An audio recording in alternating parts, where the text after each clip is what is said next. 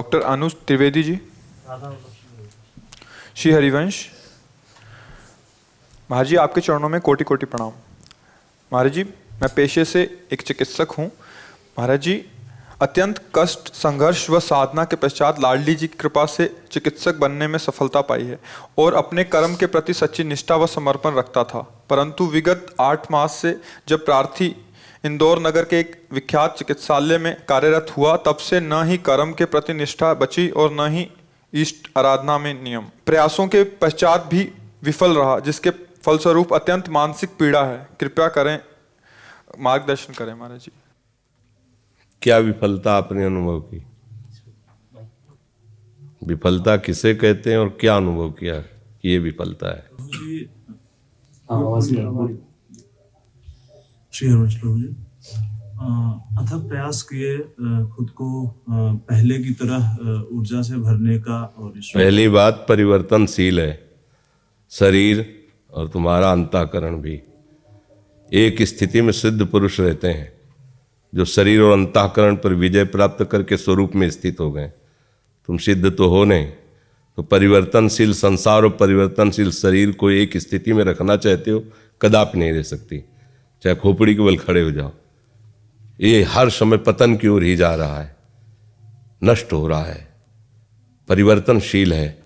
एक स्थिति तो भगवान में होती, संसार में कहीं एक स्थिति होती है क्या? दूसरी बात, सफलता किसे समझते हो? अर्थ प्राप्ति, पद प्रतिष्ठा? नहीं, हम राधा बोल रहे हैं, यही सेकंड हमारा सफल है। राधा राधा राधा प्रारब्ध के अधीन है संपत्ति और विपत्ति, लेकिन भगवत प्राप्ति प्रारब्ध के अधीन नहीं है। अगर हम नाम जप कर रहे हैं, सत्य से चल रहे हैं, तो गालियां भी मिल सकती हैं, रोटी की भी समस्या आ सकती है, समाज में सम्मान नहीं मिल सकता है, लेकिन भगवान तुम्हारा सम्मान करेंगे क्योंकि तुम सत्य से, धर्म से। तो विफलता और मानसिक परेशानी ये तो हमारी समझ में नहीं है। यदि धर्म से चलने वाला, सत्य से चलने वाला है, तो बाह्य परेशानी आ सकती है, मानसिक परेशानी नहीं, क्योंकि सत्य में चल रहा है, इसलिए प्रसन्नता उसका साथ नहीं छोड़ेगी। ये पहचान सत्य की। भारी से भारी दुख बाह्य, वो उसी आंतरिक आनंद के बल से सहता है। आंतरिक आनंद बल नहीं है, मतलब उद्देश्य गलत है आपका, सिद्धांत गलत है आपका। नहीं, कौन सी समस्या है जो हमें मानसिक दबाव में युक्त कर सके? असंभव। आपके सामने हम बैठे हैं, दोनों किडनी फेल है, अभी थोड़ी देर में डायलिसिस में जाएंगे। कोई नस नाड़ी नहीं जो दर्द न कर रही हो। इसी समय आपके सामने बैठे ना, कोई नस नाड़ी दर्द, अभी उल्टी करना चाहे अभी कर दें, ऐसे हर समय जी होता रहता है। अगर ना बताएं तो आप जानोगे क्या?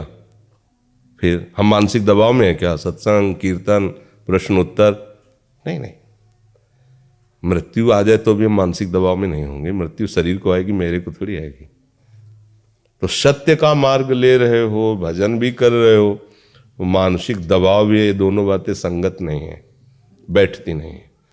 मानसिक दबाव संसारी पुरुष को होता है कि उसने संसार में अपने मन को फंसा रखा, और संसार है द्वंद्वात्मक, कभी लाभ कभी हानि, कभी सुख कभी दुख, कभी मान कभी अपमान, कभी उन्नति कभी अवनति। एक स्थिति रह ही नहीं सकती किसी की, चाहे भगवान ही क्यों ना उस घर में प्रकट हुए हों। आप देखो ना, एक समय हो रहा है कि बड़े बड़े महापुरुषों के बीच में सियाराम का ब्याह हो रहा है, आनंद मगन हो। एक समय हो रहा है वनवास हो रहा है, एक समय हो रहा है सिया जी अलग, राम जी अलग, दोनों विलाप कर रहे हैं। एक समय हो रहा कि आनंद की बधाइयां बज रही, कल सुबह राज्य तिलक होगा। दूसरा समय आया, महाराज प्राण त्याग रहे हैं, कौशल्या माँ वैधव्य को प्राप्त हो रहे हैं। एक स्थिति है क्या? व्यवहार में परिवर्तन और द्वंद्व बने ही रहेंगे। उस स्थिति में एक स्थिति रहना, ये भगवान के भक्त का लक्षण है, भगवदानंद का लक्षण है। न शोचति न कांक्षति प्रसन्नात्मा, ब्रह्मभूता प्रसन्नात्मा न शोचति न कांक्षति, समः सर्वेषु भूतेषु मद भक्तिम लभते पराम। अपने लोग क्या होते हैं, सिद्धांत समझते नहीं, बातों को साधना मान लेते हैं। साधना तो कई बार हमने वार्ता में बताया कि यदि आपके पास पारसमणि जेब में है और आपकी सोने की चैन कोई काट ले जाए, अंगूठी छीन ले जाए, आपको तनिक भी दुख होगा क्या? पारसमणि जेब में हम किलो 2 किलो सोना 1 सेकंड में बना देंगे। तो अनंत ब्रह्मांडों को रचने वाला मालिक और मालिक को अधीन करने वाला नाम हमारे पास है। पूरी संपत्ति नष्ट हो जाए तो हम उदास होंगे क्या? अरे जिसने एक पलक झपकते अनंत ब्रह्मांडों की रचना कर दी वो मेरा मालिक है, वो हमारे साथ है। मुख में हो राम नाम, राम तेरे हाथ में, बंदे तू अकेला नहीं, राम तेरे साथ में। हाथ में का मतलब समझते हो? तो तुम चिंता मत करो, मंत्री जी हमारे हाथ में, हम जैसा कहेंगे वैसा। राम तेरे हाथ में, तो अभी केवल बातें थोड़ी हैं, जीवन में उतारो परमानंद। और जब प्रभु आपके साथ हैं तो हर विपत्ति संपत्ति बन जाएगी। विश्वास कर लीजिए, हर विपत्ति तुम्हें प्रभु के नजदीक ले जाएगी। हर विपत्ति में तुम्हें अपने प्रभु की झलक लगेगी। जैसे बच्चा रोने लगता है ना, तो माँ दौड़ के आती, क्या हुआ? माँ को दौड़ाने वाली वो उसकी रोने की वृत्ति हुई। ऐसे जब भक्त किसी विपत्ति में होता है तो आसपास प्रभु ऐसे चलते हैं। ऐसे उसी भक्त को अनुभव होगा जिसने प्रभु को केवल प्रभु को अपना बल माना है। कोई और सहारा है तो फिर नहीं होगा, फिर अनुभव में नहीं आएगा। इसलिए मानसिक दबाव वाली बात तो हटाइए। नाम जब चल रहा है आप याद रख लो, त्रिभुवन की संपत्ति तुम्हारे पास आ जाएगी, त्रिभुवन की। पर कुछ कार्य हैं जो नाम कर ले, पहले तुम्हारे पापों का नाश कर ले, तुम्हारी दुष्प्रवृत्तियों का नाश कर ले, तुम्हारे हृदय को पवित्र करे। फिर चाहोगे तो कुबेर का खजाना भी तुम्हारे को बहुत छोटा लगेगा। नाम ऐसी संपत्ति देगा ना, ब्रह्मादिक के भोग सब विषम लागता है। ब्रह्मादिक के, कुबेर क्या चीज है? परमेष्टि पद ब्रह्मा, विषम लागता है। नारायण ब्रजचंद की लगन लगी है, रूप छके घूमत रहे, तन को तनिक न भान। नारायण दृग्जल भाई आए प्रेम पाए, प्रीतम साथ घूम रहा है, उसका मतवालापन। सबसे बड़ा पद है त्रिभुवन में हरिदास पद, इससे बड़ा ब्रह्मा का भी पद नहीं, मोक्ष पद भी इससे बड़ा नहीं। तो आज ही वो हो तुम, प्रभु के दास हो, प्रभु का नाम। उदास कैसे हो रहे? प्रभु का दास हो उदास हो रहा है, मेरी तो समझ में नहीं आता। मृत्यु भी महोत्सव होती है यहाँ, विपत्ति भी संपत्ति होती है यहाँ, गालियां भी प्रशंसा का काम करती हैं यहाँ। ये भगवत मार्ग है।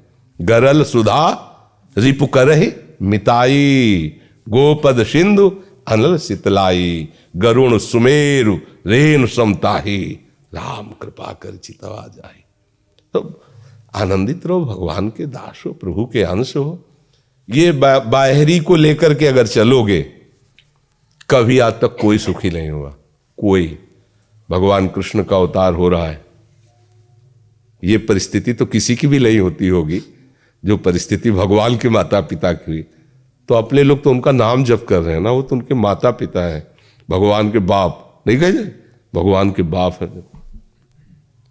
बेड़ी पैरों में बेड़ियां, हाथों में हथकड़ी। अवतार कौन ले रहा है? जिसका नाम सुनते ही जीवन मुक्त हो जाता है। वैसे तो जगत है, जगत की लीलाओं को तुम समान नहीं कर सकते हो, कभी कोई नहीं कर पाया। दिन है तो रात है, शुभ है तो अशुभ है, लाभ है तो हानि है, हानि है तो चिंता मत करो, लाभ आएगा। एक क्रम चल रहा है। इसके लिए तो थोड़ा तैयार रहना पड़ेगा। अब ये सोचे कि सदा सुख ही सुख रहे, तो यहाँ भगवान ने अवतार लिया, वहाँ सुख नहीं रहा, फिर तुम्हारी क्या बात है? ये इसका नाम दुखालय है। जैसे आप ग्रंथालय में जाओ कि 100 ग्राम बर्फी देना, तो आपको लोग क्या कहेंगे? पागल है? नहीं कहेंगे, ये तो पागल आदमी है, ग्रंथालय में खड़ा होकर बर्फी मांग रहा है। तो भगवान ने बोर्ड क्या लगाया पूरे संसार में जानते हो? दुखालयम अशाश्वतम, यहाँ हर चीज नाशवान है और दुख यो नया, जो भोगोगे वो तुम्हें दुख पैदा करेगी। पर हम लोग ऐसे ही मूड हैं कि भगवान की बात की अवहेलना करके हमारा मन हमको सिखाता है यहाँ सुख है, इसे भोगो सुख है, ये मिल जाए तो सुख है, बस कहीं सुख नहीं। पूरे सृष्टि में भ्रमण कर चुके हो तुम, कोई आज थोड़ी पैदा हुए हो, बहुत बार पैदा हुए, न जाने कहाँ कहाँ पैदा हुए, न जाने क्या क्या भोगा, न जाने क्या क्या बने, पर आज तक विश्राम नहीं मिला है क्योंकि प्रभु नहीं मिले। तो अब ये जन्म तो विश्राम की तरफ ले चलो ना, प्रभु की तरफ ले चलो। जब प्रभु मिल गए तो बकाया क्या रह जाएगा? बात ये समझनी है। वहां तक पहुंचने की समस्या है, पहुंच गए, वो सीमा पार कर गए तो इसकी याद भी नहीं आएगी। जैसे आपको स्वप्न का सुख दुख तब तक भोगना पड़ेगा जब तक आप जगोगे नहीं, समझना। बिल्कुल झूठा है, लेकिन आप बोलो स्वप्न में क्या झूठा लगता है क्या? अगर चाकू लिए डरा रहा तो प्राण ही व्याकुल हो रहे कि अब घोपा ही न दे ये हमें, है कुछ नहीं, न चाकू वाला है, न चाकू है, ना वो घोप सकता है ना आपको कष्ट हो सकता है। लेकिन उस समय, अच्छा, सपने में देखा कि हम नदी में डूबते चले जा रहे हैं। अब बाहर से कोई नाव ला के 1000-2000 रख दे तो क्या हम बचेंगे क्या? अगर स्वप्न में देख रहे हैं डूब रहे हैं तो बस एक ही उपाय केवल है उसका डूबने से बचाने के लिए, जगा दो उसको। ना बूंद भर पानी है और ना कहीं कुछ है, वो केवल डूब रहा है। बिल्कुल ठीक ऐसे जागृत है। भगवान शिव कह रहे हैं, उमा कहो मैं अनुभव अपना, सत हरि भजन जगत सब सपना। जो सपने सिर काटे कोई, बिन जागे दुख दूर ना हो। जगो, ये मोह निद्रा है। कितना भी कमा लो, मरोगे चवन्नी नहीं जाएगी पास, 1 रुपया साथ नहीं जाएगा। कितने भी यार मित्र मान लो, जब दुनिया में लाखों का मेला जुड़ा, हंसा जब जब उड़ा तो अकेला उड़ा, कोई साथी नहीं होगा। सिकंदर बहुत पराक्रमी और योद्धा और यशस्वी और विजयश्री को प्राप्त था। जिधर से निकल जाता वो विजयश्री उसके चरण चूमती थी। मतवाला होकर के जा रहा था, कुछ संतों ने देखा तो संत जो है वो नाचने लगे, वाह सिकंदर आया, बहुत बलवान हो तुम, वीर हो, योद्धा हो। तो रुका प्रशंसा सुन के। तो उनका हम लोग गरीब हैं, कभी कभी कपड़ा फट जाता है तो सुई हमारे सीने के काम में आती है। तो हम तो मरेंगे तो कुछ ले नहीं जाएंगे, लेकिन आप वीर हो, योद्धा हो, ये सुई ले जाना, हमें परलोक में दे देना, आप इतना काम करना।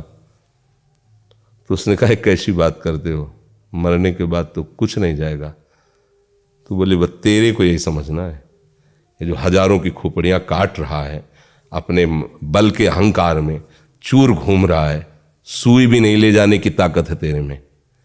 एक सुई भी यहां से नहीं ले जाएगा, किसके लिए कर रहा है?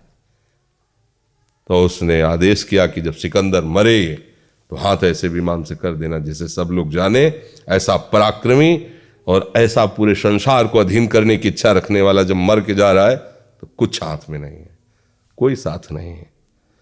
ये बातें केवल शास्त्रों में नहीं, लेकिन इनको विचार करो तो आप बलवान बन जाओगे। क्या डरना है?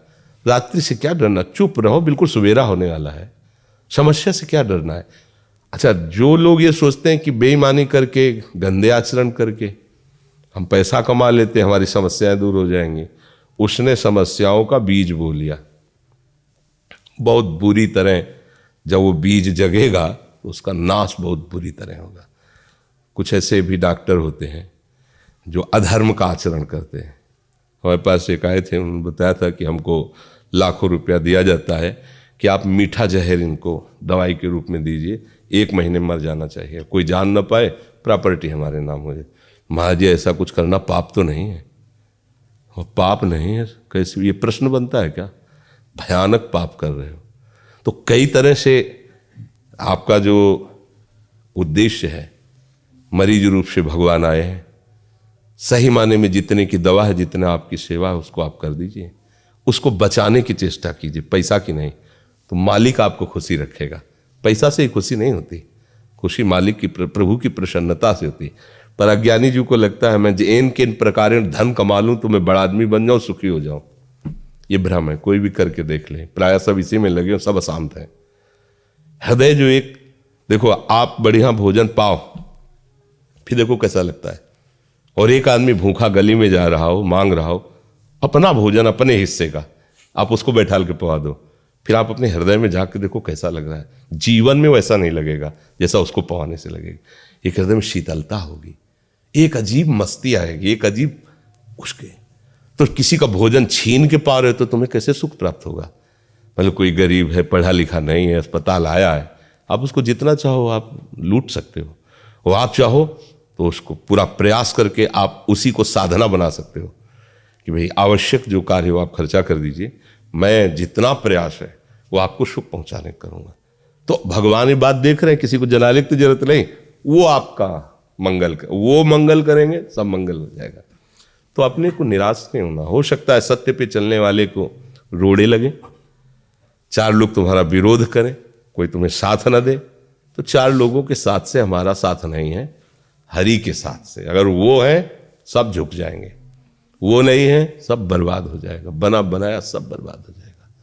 हमारी बातों को मनन करना और घबराना नहीं कभी। किस बात के लिए घबरा रहे हो? तुम्हारा क्या चला जाएगा जो तुम घबरा रहे हो? क्या चला जाएगा? ये तुम्हारा था नहीं जिसे तुम अपना माने हो। माया का था, माया में है, वो ऐसे बदलता रहता है।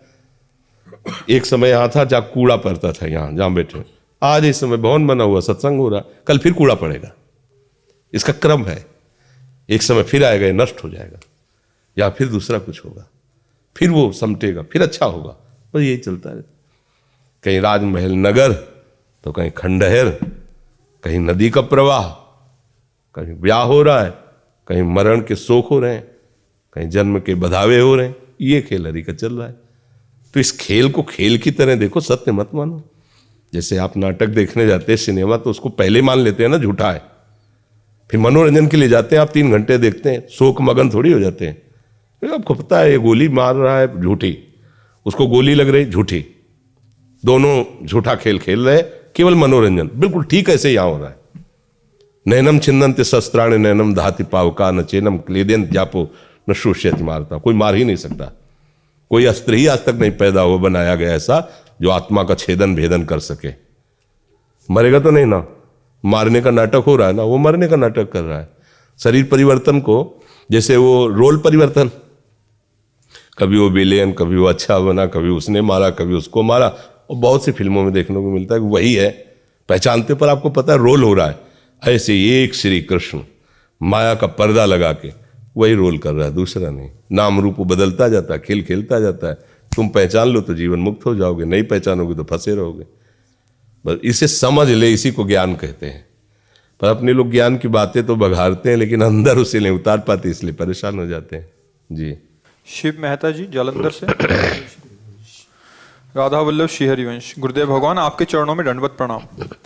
गुरुजी, मुझ अदम से पापी से पाप कर्म बन गए हैं, जिसकी माफी भी नहीं हो सकती। आप श्री के सामने आने की हिम्मत भी नहीं थी। पता नहीं कैसे आपकी कृपा से आपके समीप आ गया हूँ। मुझ देखो, हम ये तो नहीं जानना चाहेंगे कि आपने क्या पाप किया, पर हम ये जानना चाहते हैं कि जो पाप एक बार आपसे हो गया वो पुनरावृत्ति तो नहीं कर रहे हैं। एक बार गलती हो जाए तो वो क्षमा के काबिल होता है, कोई भी हो, जान के भी हो जाए। तो वो कह रहा है जरूर जान के हो गई, पर वो अज्ञानी है, वो नहीं वास्तविक जानता। अब अगर वो गलती पुनरावृत्ति हो रही है, अब वो अक्षम्य हो जाती है। तो हमें देखना है कि अगर कोई भी हमसे ऐसी गलती हो गई जिसका हमें हृदय में पश्चाताप है कि नहीं होना चाहिए, कोई भी गलती हो, फिर हम दोबारा नहीं होनी चाहिए। अगर दोबारा नहीं होगी तो भगवान कहते हैं हम तो हम सर्वपापेभ्यो मोक्षयिष्यामि मा शुचः। अगर आप जान गए हो कि हमसे पाप हो गया है तो अब दोबारा ना हो।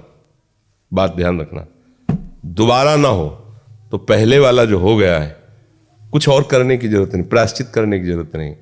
प्रभु का नाम जप करो, उनके आश्रित रहो, वो सब क्षमा कर देंगे, बड़े कृपालु हैं वो। पर अगर बार बार वही करते रहो, कहते रहो क्षमा करो क्षमा करो, तो फिर दंड से नहीं बच सकते। ये पक्की बात समझ लो।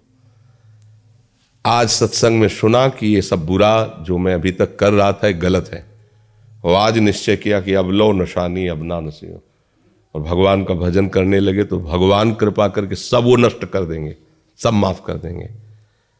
लेकिन आज कहने के बाद फिर आप वही बार बार करेंगे तो प्लस हो जाएगा, फिर झेलना मुश्किल हो जाएगा।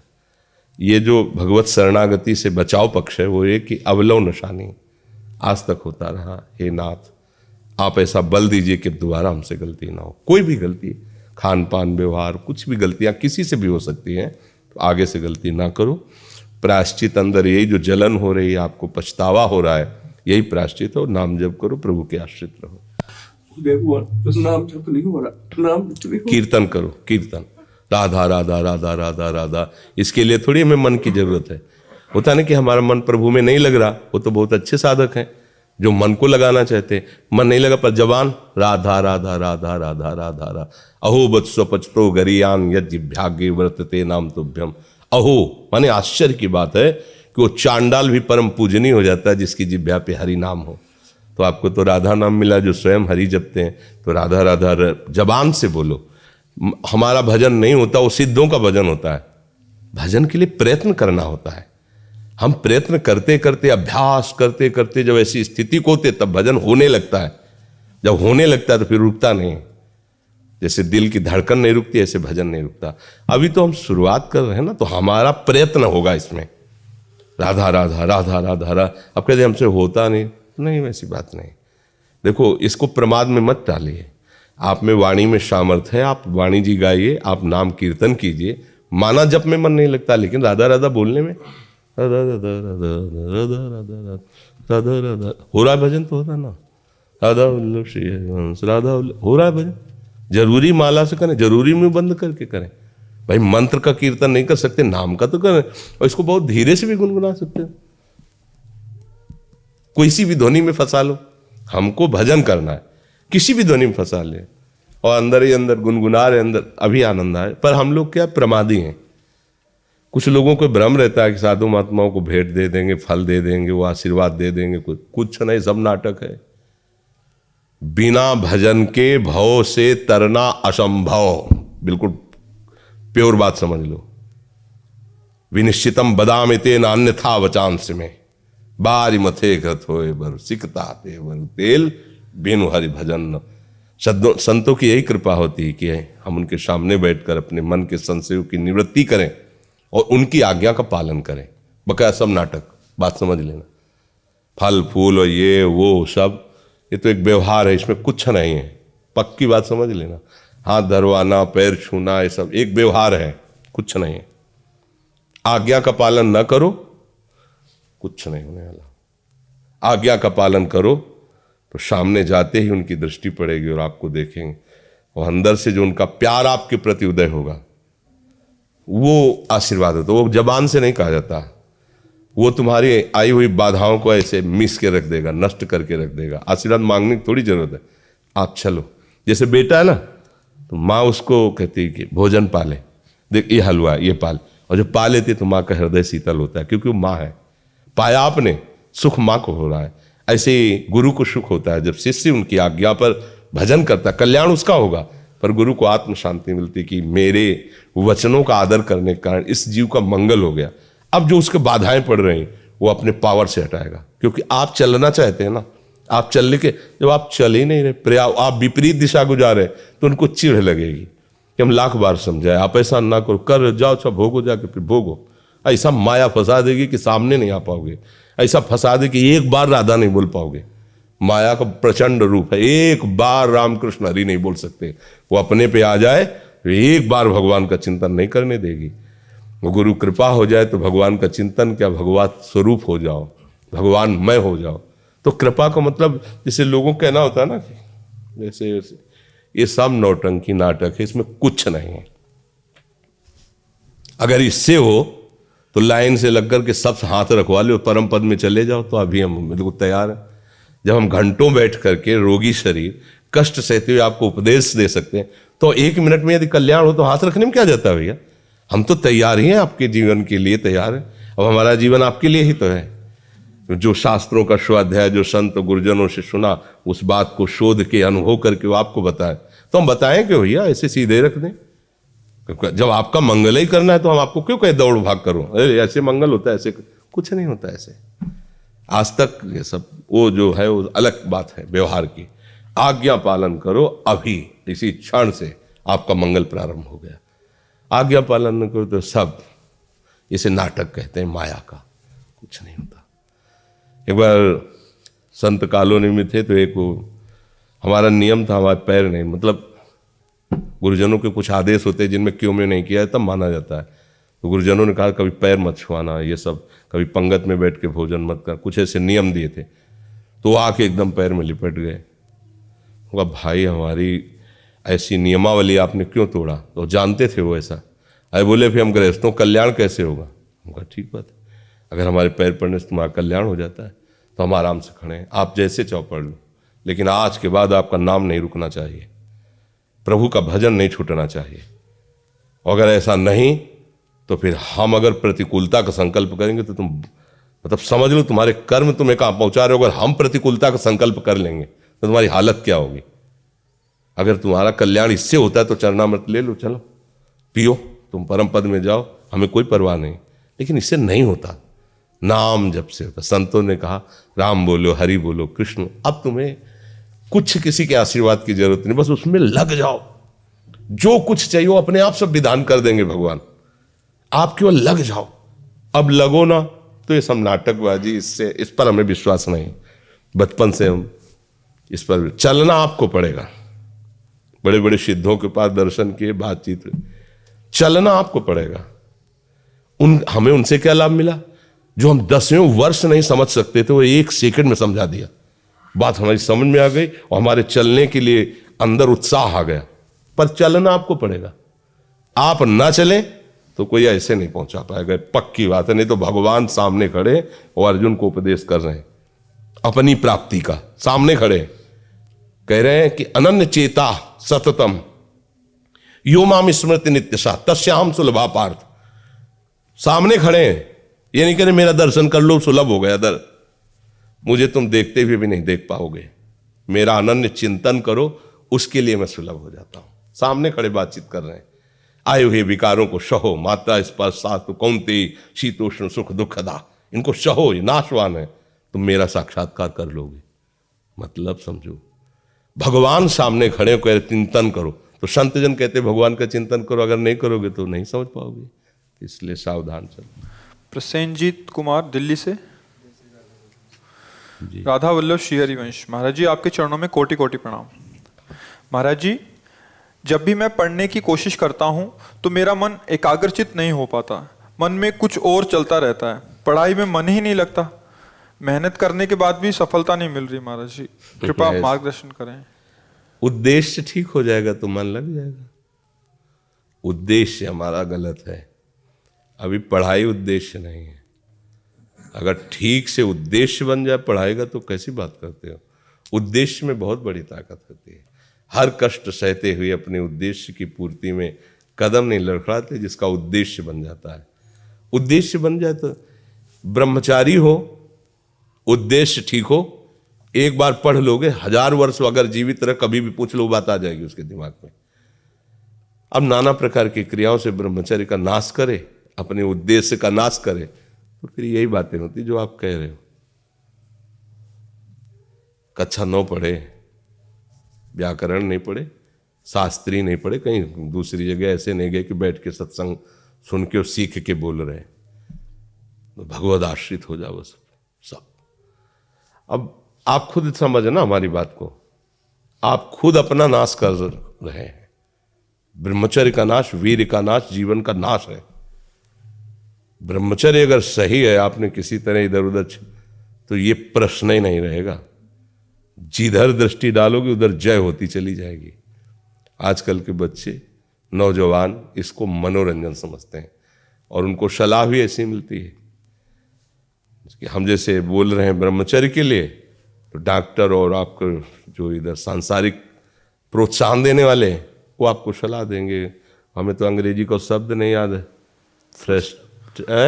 फ्रस्ट्रेशन।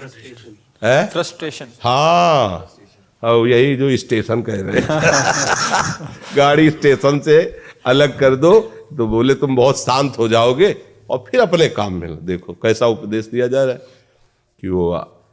तो ये जो कमियां है ना, ये कोई भूत नहीं है जैसे लोग कहते हैं ना, पता नहीं कौन, ऐसा कुछ नहीं, गंदी आदतें हैं, इन पर संयम लाओ। आप समझ रहे, स्वीकार करते हो हमारी बात कि इसमें आपको संशय है? हाँ, तो आप देखो, हम आज ही सत्संग में बोल रहे थे, हमारे रक्त का स्वभाव है ऐसे, जैसे कट जाए ना तो उसका स्वभाव थोड़ी देर में गाढ़ा होने की कोशिश करेगा।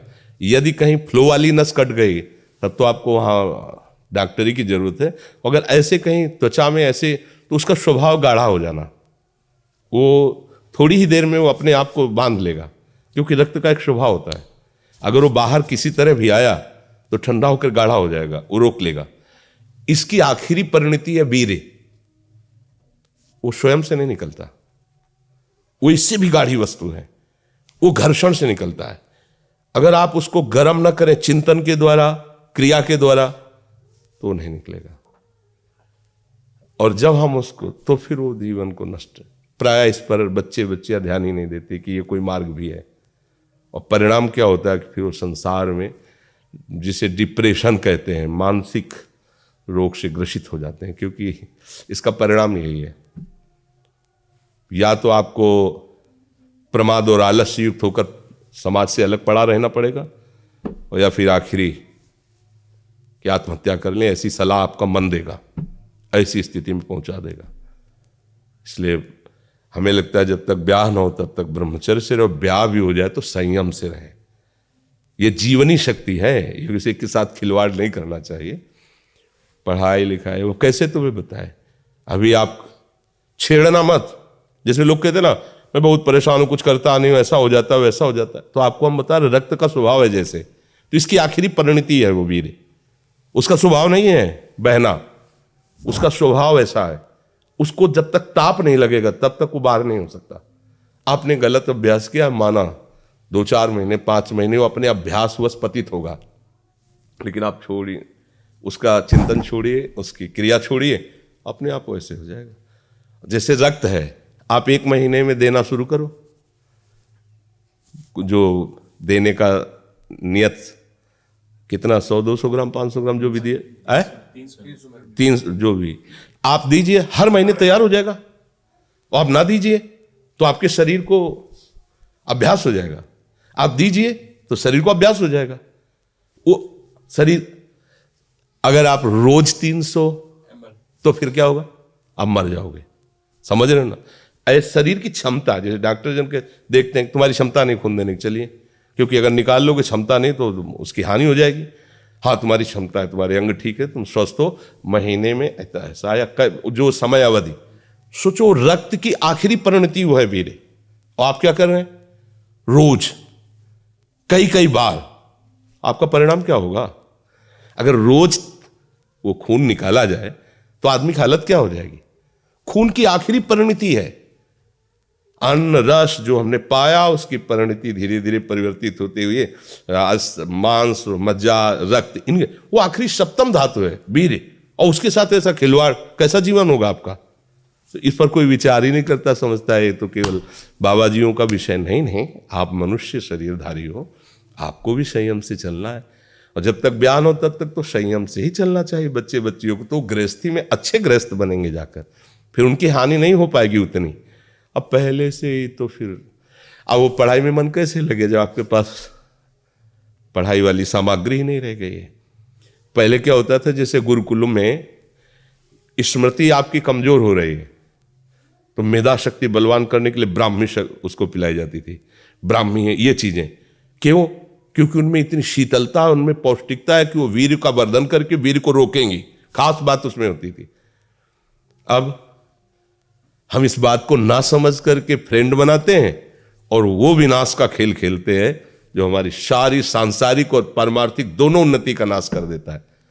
अब उस प्रश्न का क्या होता है? अब उसके लिए क्या सलाह? आप सही ढंग से रहो, अच्छा खाओ पियो, थोड़ा व्यायाम करो, सबके प्रति पवित्र भाव, अभी आप आनंद में आने लगोगे।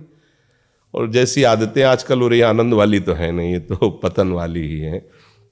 4 दोस्त मिलते हैं, मदिरा पान करते हैं, गांजा और तो और क्या ड्रग्स। आप बताओ क्या होगा? आप इतना विष डाल रहे हो अपने अंदर, इसलिए विषैली चीजें डाल रहे हो, ऐसी गंदी आदतें डाल, आपका जीवन क्या होगा? कैसा खिलवाड़ किया जा रहा है मनुष्य शरीर से, जबकि ये देव दुर्लभ देही है भगवत प्राप्ति, इसके साथ कैसा? तो बच्चों को ना तो सत्संग मिल रहा है, ना शास्त्र स्वाध्याय मिल रहा है, ऐसा ही संग मिल रहा है जो पतन का कारण क्या हो रहा है। अच्छा, बहुत पढ़े लिखे हो और शराब पी के नाली के कीड़े की तरह पड़े हो, माता पिता का अपमान कर रहे हो, मनमानी बेविचार कर रहे हो, पढ़ाई लिखाई क्या हुआ? पढ़ा लिखा से भाई विद्या तो वही जो विनय, पवित्रता, शालीनता, सभ्यता, नम्रता, ये तो सद्गुण विद्या में आज की रह नहीं रहे। पढ़े लिखे माता पिता को ऐसे डांट देते जैसे कोई नौकर से बात करता है, हम स्वतंत्र हैं। अरे विषयों के गुलाम तू कब स्वतंत्र हो गया? स्वतंत्र तो परमहंस जन होते हैं जिन्होंने इंद्रियों को अब जीत लिया और भगवद आनंद में मस्त हो, वो स्वतंत्र हैं। इंद्रियों के गुलाम तुम स्वतंत्र हो? जो विषय जब चाहता है तुम्हें गिरा, तुम स्वतंत्र हो? माता पिता गुरु शास्त्र इनकी परतंत्रता स्वीकार करने वाला ही स्वतंत्र होता है। ये मनमानी आचरण जो आजकल समाज में विस्तृत हो रहे हैं ना, ये पतन, अशांति और पाप का कारण बनते हैं, जो बहुत हानिकारक है। तो बच्चा सावधानी से रहो, जो बचा है उसको संभाल लो। जीवन जब से ज्ञान हो जाए तब से अपने को संभाल ले। भाई पूर्व में गलती हो गई, आगे सुधार लेते हैं जी।